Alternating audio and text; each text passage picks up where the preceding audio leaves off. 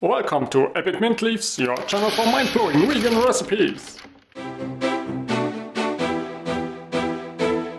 Oil-free, dairy-free, gluten-free, refined sugar-free, high protein, super healthy, super quick and easy, super crunchy chocolate snack made with chickpeas, but tastes so good. It's addictive, but don't worry, it's so good for you.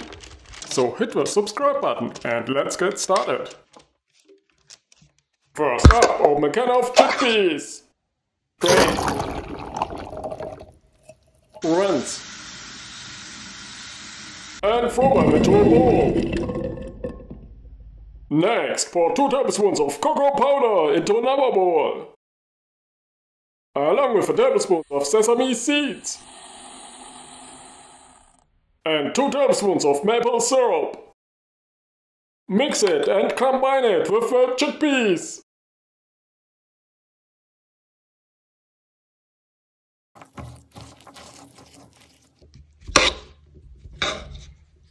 Now add them onto a baking sheet and bake them at 400 Fahrenheit for 25 minutes.